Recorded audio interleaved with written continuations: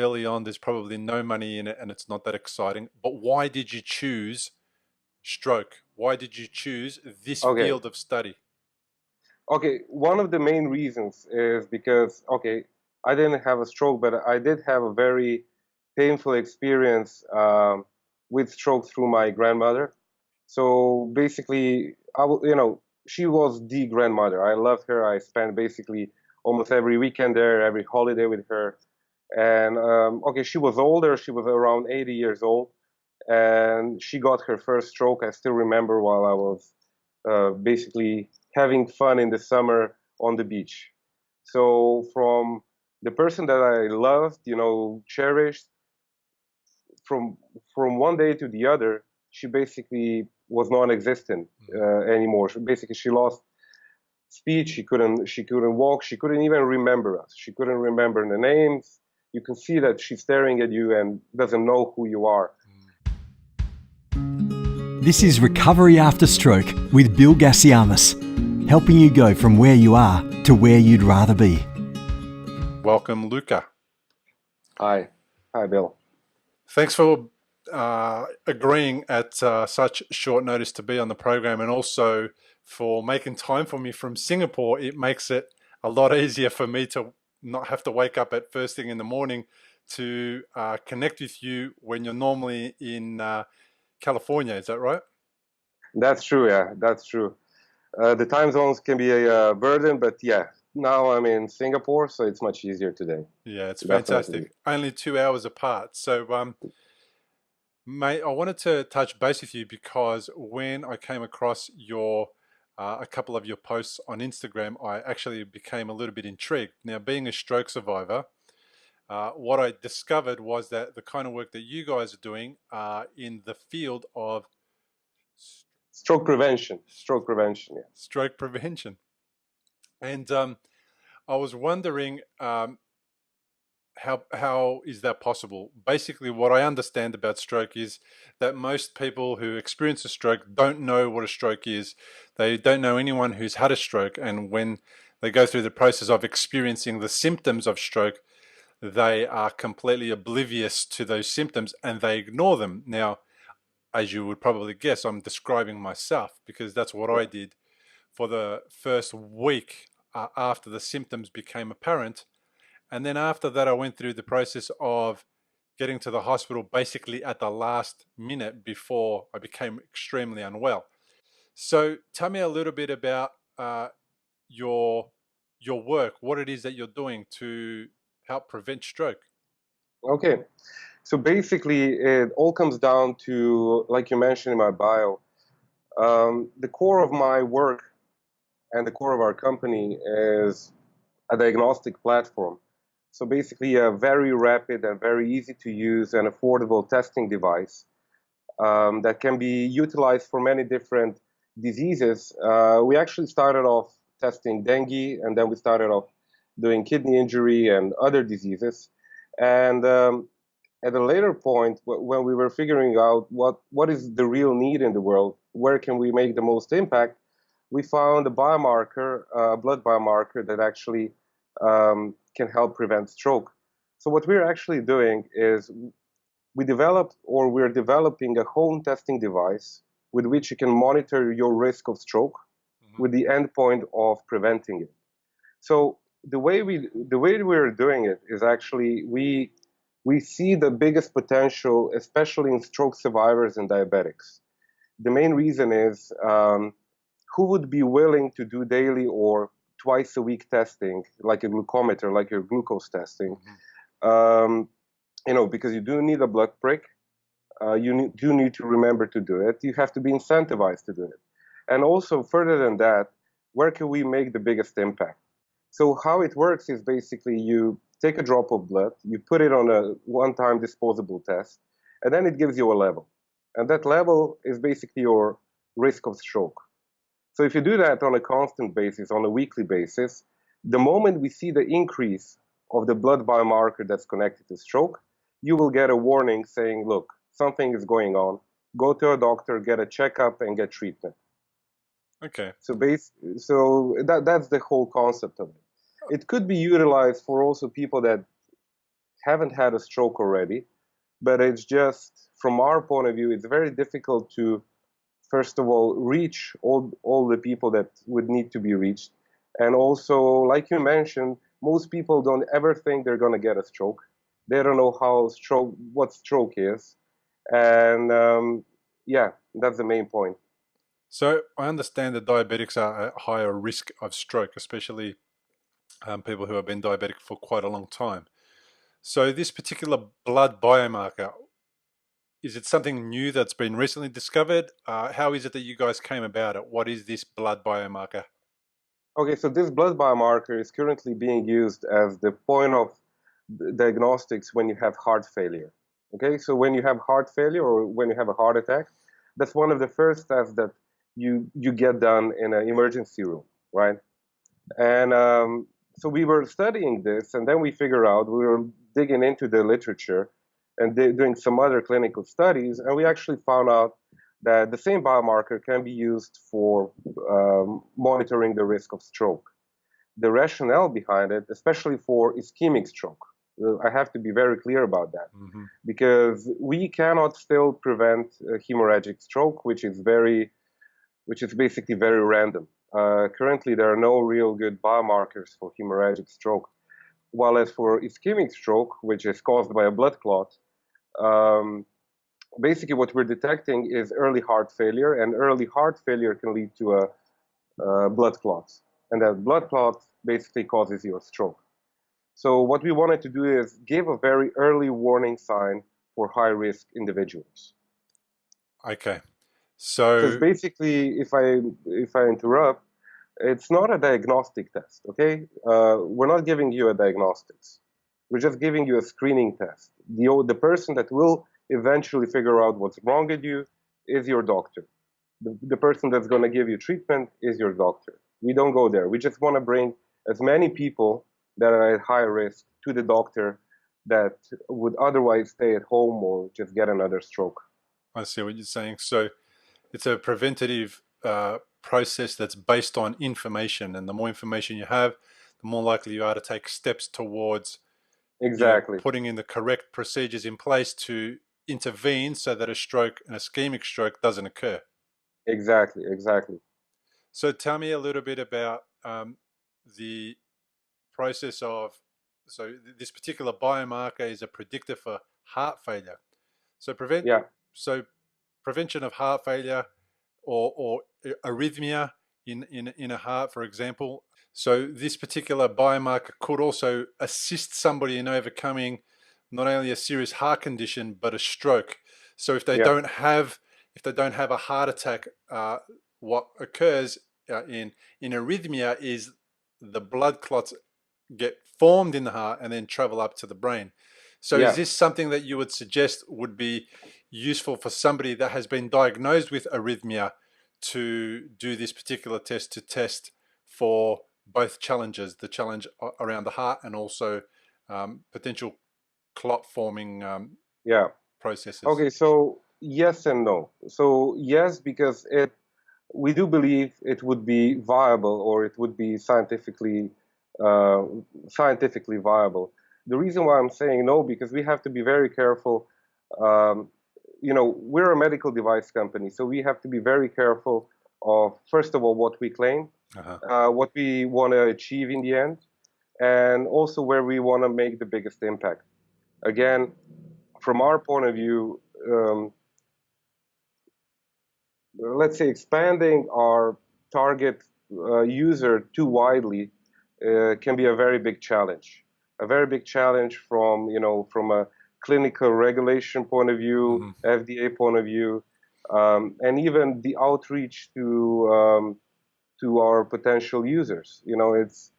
We see that as a first application, because we're going to be growing eventually, but as our first application, medical application, we really want to focus on stroke survivors as our key group. The main reason being is because, first of all, there are many groups of stroke survivors.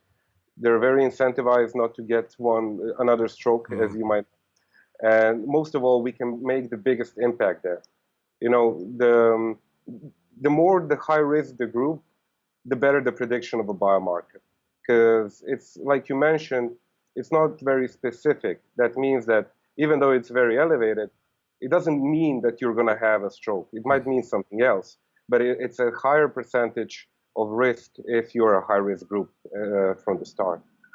So this technology, how early on is it in the development process, or is this something that you have been working on for a little while? So basically, the technology was innovated. Let's say it was came to fruition 5 years ago in Israel, in my co-founder, Professor Robert Marx's lab in Ben Gurion University. We then transferred the technology development to Singapore. So 3 years ago, we actually started full-on development of the technology. We raised quite a bit of Singapore government funding for it. And as I mentioned, we did it not only for stroke, but we did it for dengue, we did it for kidney failure, for fertility, for heart failure. And basically, it's been a long time in development. So we're now at a moment where we basically did our job in the laboratory. And we now need to start scaling it up, make it manufacturable, and giving out to users and doing our clinical studies. So that was the main reason why we started a company in the US, Eclipse Diagnostics, because we see that it's going to go fastest to fruition over there.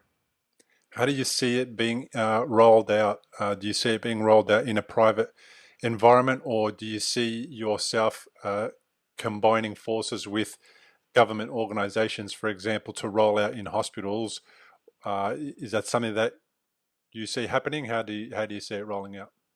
Okay, basically at the beginning, what we want to do is keep it more or less private.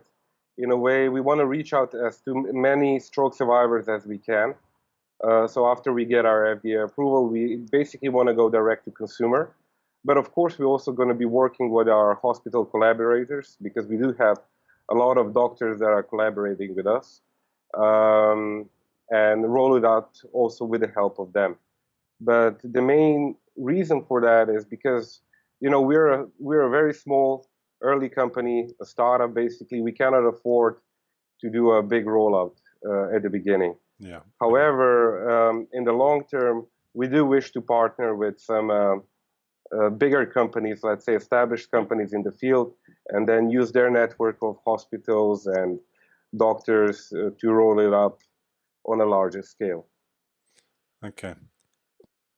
It sounds very exciting. I'd love to be able to see it in place, especially because one of the main things that I get from stroke survivors, especially people who have experienced ischemic stroke, and the people that I've interviewed before you, is that there's always a fear in the back of their mind that it's going to happen again. And usually the second one is a lot more dramatic than the first stroke. Even though the first stroke is obviously dramatic, the second stroke tends to do a lot more damage to a lot more people. And I know people have had two ischemic strokes, and have ended up in wheelchairs and ended up, very seriously disabled. So it sounds like a really exciting opportunity for people to have some relief in their concern. Definitely. And what we've seen, like I mentioned, we are just reaching out. At the moment, we're not selling anything yet. We still have a long runway to develop it. But we're reaching out, to stroke survivors, to groups of stroke survivors, because what we want to gain is the insight of what you actually want in an end product. We're not building. Okay, of course we're building it for ourselves, but we want to build it for people who will actually use it, right? And we've been reaching out to the community, and my first question was, first of all, would you actually want to use it?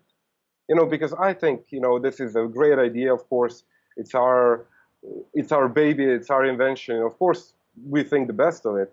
But, we asked people, do they want to use it? How would they want to use it? And what struck me really is, and deeply motivated me to go further, is the response from the people that we got. Really, it was, people willing to talk to us for hours and hours, explaining every single detail of how, when, what happened. I mean, it was really emotional, really, to see that kind of openness and genuinity of the people that really, you see they really just want to help, want to get help. And that's where we are, at this moment. We really want to make something that, people will want to use, will know how to use, because, what our thing is, it's very similar to a pregnancy test or a glucometer, which in theory is very easy to use. Mm-hmm. But you never know. A lot of stroke survivors are older people, so they might not be used to it. But I see a very big important factor here, the surrounding community. So friends and family of stroke survivors also to help monitor or administer that testing. Yeah. Well, I think as far as stroke survivors are concerned, obviously you want to get back from stroke very quickly. You want to make sure that you don't have another stroke. Stroke's Yeah, expensive because not only, are people out of work, they obviously have many, many years of recovery that they have to do. Sometimes stroke is a lifelong recovery. So anything we can do to prevent it and keep an eye on markers or risk factors, then it's a positive. yeah, And stroke survivors obviously go through a lot of emotional highs and lows, and their family and friends and their carers also go through some yeah, serious challenges because often, unlike somebody who has a heart condition, perhaps a heart attack, um, if they survive, which a lot of people do, um, they tend to have surgery and recover and tend to go back to somewhat of a normal life. Whereas yeah, many stroke survivors don't. Everything changes after the stroke, and it's very difficult to get back to what was normal beforehand. So that's why somebody will spend 2 hours telling you all the things that they need, wanted to do, etc. hmm Is because we're highly affected by the result of the brain being damaged, and we're concerned about it becoming worse because, yeah, I don't know about you, but many people have told me in the past when I was younger and I didn't realize that I was a candidate for stroke. I've been told, we've said things like, if I ever become brain dead, just kill me or just shoot me or nah, just whatever. And that is the idea that we grow up with. And then as a stroke survivor, you get into that position and you don't want to be dependent completely on somebody else. So that's why everyone's yeah, highly I get it. motivated to overcome these challenges. Now, what I want to ask you though is, all right, you're an entrepreneur, and I understand that as an entrepreneur, there's a few dollars to be made, and that's perfectly fine. It's part of the motivating factor. Early on, there's probably no money in it, and it's not that exciting. But why did you choose stroke? Why did you choose this Okay. field of study? Okay, one of the main reasons is because, okay, I didn't have a stroke, but I did have a very painful experience with stroke through my grandmother. So basically, she was the grandmother. I loved her. I spent basically almost every weekend there, every holiday with her. And okay, she was older. She was around 80 years old, and she got her first stroke. I still remember while I was basically having fun in the summer on the beach. So from the person that I loved, cherished, from from one day to the other, she basically was non-existent anymore. Basically, she lost speech. She couldn't walk. She couldn't even remember us. She couldn't remember the names. You can see that she's staring at you and doesn't know who you are. And that, like you mentioned, it was very painful for her, of course, and also for the whole family. But eventually, let's say it took her like 6 months to gain some basic function. She could actually recognize us, and she could barely speak, but okay. I mean, she got, she started to go back on track, but unfortunately, then she got another stroke, and that was it in the end. Um, so that was definitely one of the major um, motivations why Mm. we wanted to do stroke. But also from a technology point of view, there are not many applications that medical applications that fit, all the necessary needs from a business or entrepreneur point of view. The special the special sauce of our technology is that we're able to measure the level of blood biomarkers very easily and cost effective, right? And in a very short time, that means like 15 minutes. So when you drill down on what the potential application is, people ask me, can you do cancer? And I say, yes, I can do cancer. Of course I can. But you don't need to know that you have cancer within 15 minutes in the comfort of your home. Even I would actually rather wait a day to get a diagnosis from a big machine, just perceptually, for a cancer treatment, because cancer, okay, if you start treating it tomorrow or today, doesn't make a big difference. While with stroke, it's a matter of hours or a matter of minutes. Basically, yeah, that's true. And so when you actually go down in medical applications, there are not many that really are urgent, need that quantitative aspect, and in the end also, have a large enough population of potential users. Like I mentioned, we started off with dengue fever. Dengue is a very important disease across the world. There are, millions of people that get dengue every year. And we also had a very good proposition for that. But in the end, nobody cared about dengue, the main reason is, who gets dengue? People in South America, Southeast Asia. So because it's not in US, Europe, or Australia, nobody cares about it. Yeah. So, we try to do the first good deed of, tackling something that's not as popular, but would have a big impact. But, we weren't able to convince people, Yeah, tell me a little bit about dengue. What does it do to the person? So dengue, it's actually, okay, it's a mosquito-borne virus. So when you get it, 80% of people have just a very high fever, muscle pain, basically a very, very terrible flu, to put it mildly. However, in 20% of people, you can have very severe dengue. And severe dengue means that you actually can go into shock, go into hemorrhagic shock, get basically symptoms that are similar to Ebola. And today you have very good, effective diagnostic tools, a yes or no if you have dengue or not. But it will never tell you, are you going to be that person who has a flu or that person who has an Ebola-like illness? So what we were trying to do is exactly that. We wanted to give a doctor a tool so when a patient comes, they know what to do with the patient. Because, often in low-income countries, what they have to do, because they don't have the resources, they send people home.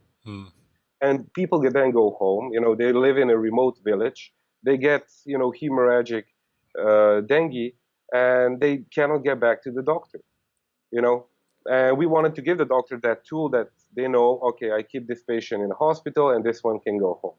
Yeah. In high-income countries like Singapore, what they do is the exact opposite. They actually hospitalize 80% of the patients. What that means is that a lot of people are taking up hospital beds and they don't need to be there. Yeah.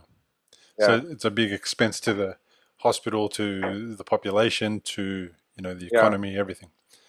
So this test that you're developing to predict or to potentially support people so that they can be aware of how their blood is showing signs of potential stroke. How do they do the test? Did you say, is it a finger prick? So basically you do a finger prick and you put it on a disposable one-time use test, okay? And that test you plug in a reader, wait 15 minutes, and then you get the result on your phone. So I can drop you a link to the technology and the YouTube video in the description, so you can actually see how it works in real life. But it basically works the same way, in principle, as a glucose meter. We wanted to make it as easy to use and, of course, cost effective. Because what you have today in hospitals are very accurate, very good diagnostic tests, but they cost, the reader costs upwards of 1,000 USD. The test costs upwards of 70 USD.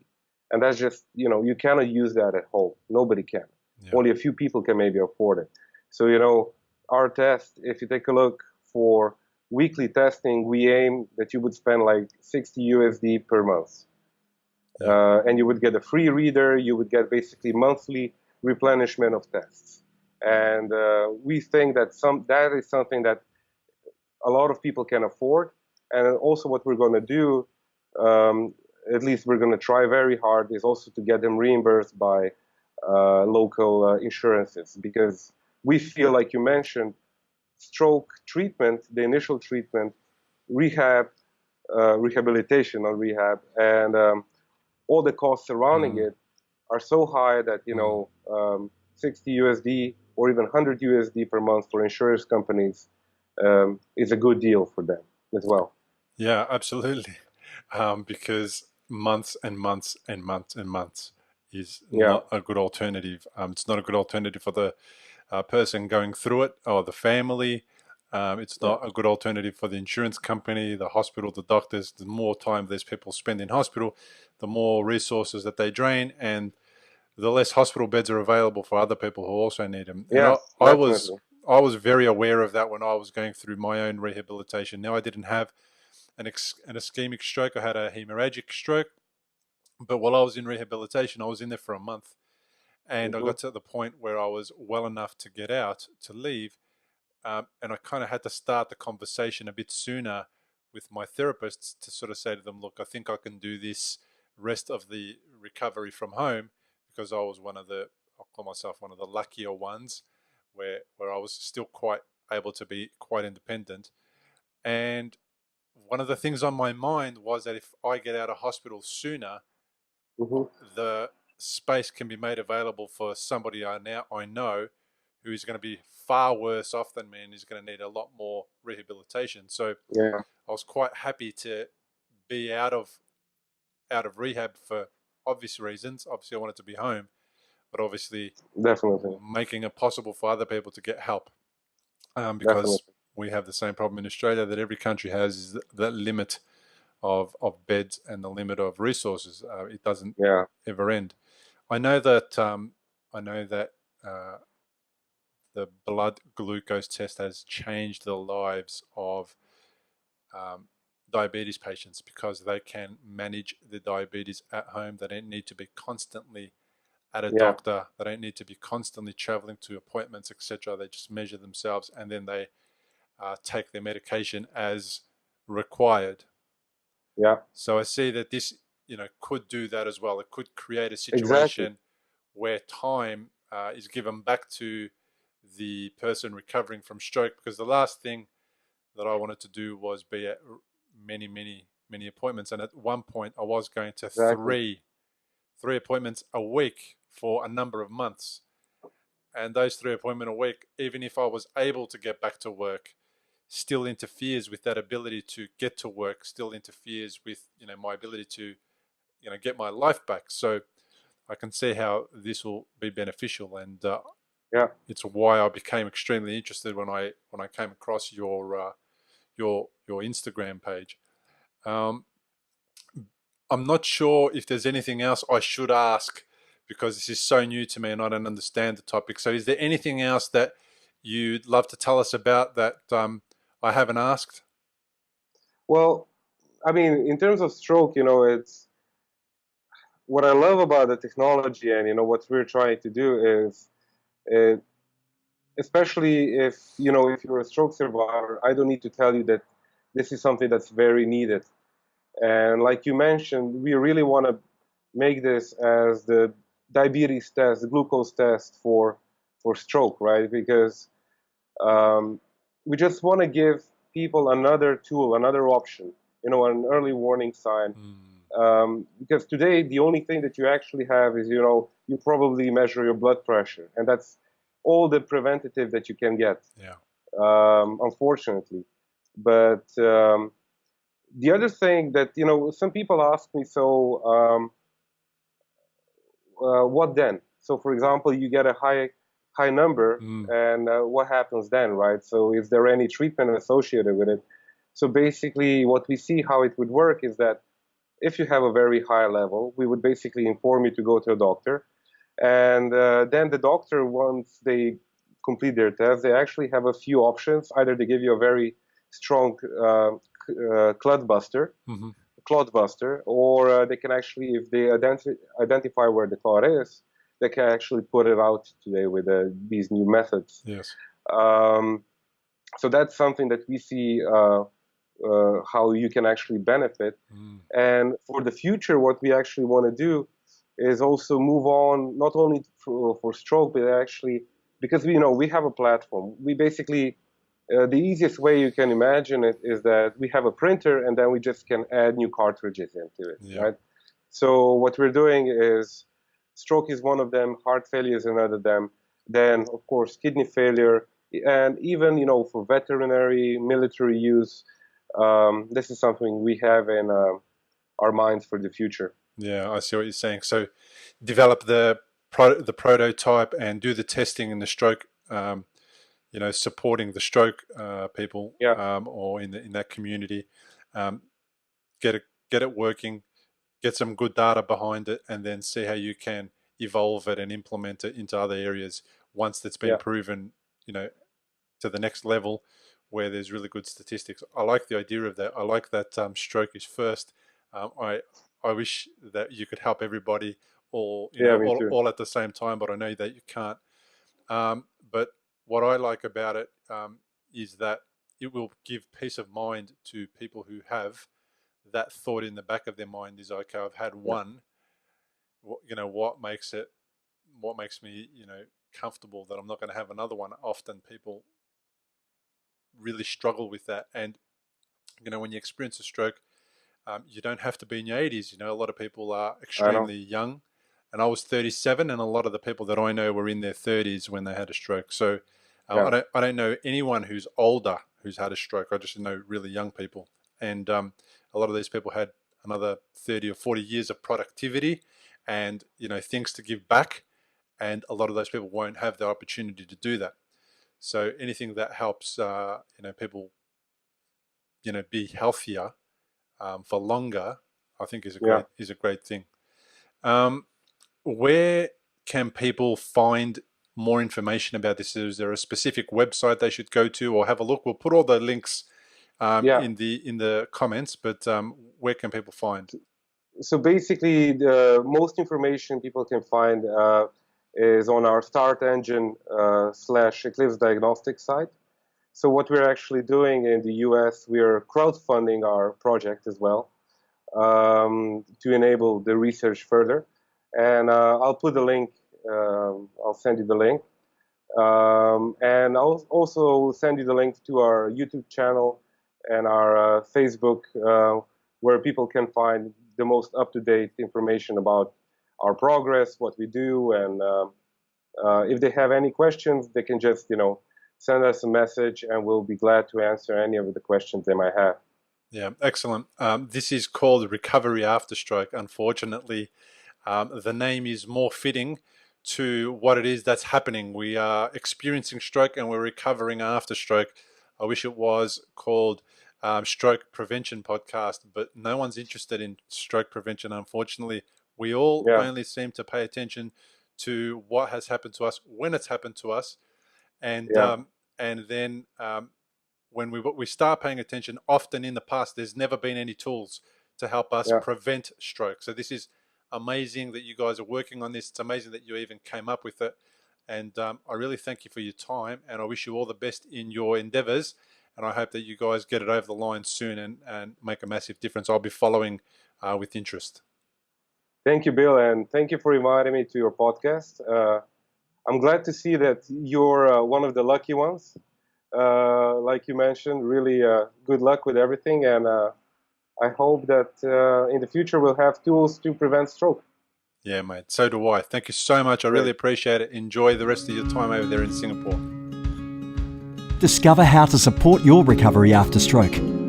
Go to recoveryafterstroke.com.